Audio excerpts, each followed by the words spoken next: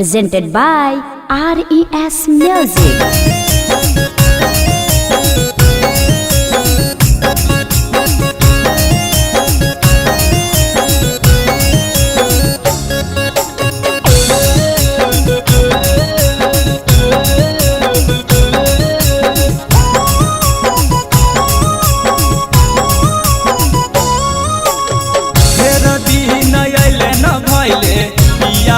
का कैले हो धैले बेमारी मोरा पेट ढेर दिन अइले न भैले पियावा का कैले हो धैले बेमारी मोरा पेट कैसन दिन अइले मोरा नाना दी जरूरी पड़ल खाए के टबलेट कैसन दिन अइले छोटी नाना दी जरूरी पड़ल खाए के tablet.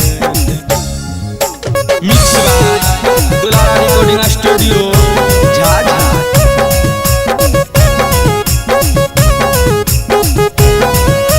Presented by RES Music.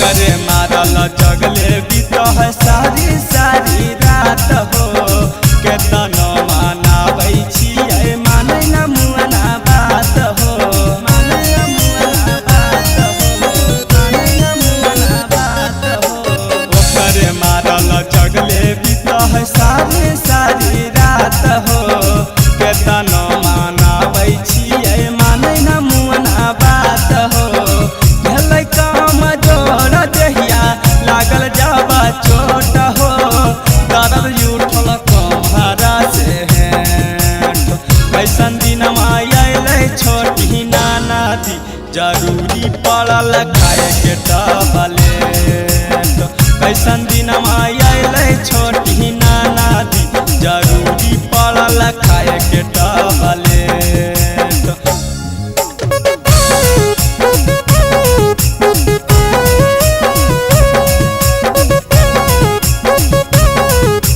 Presented by RES Music.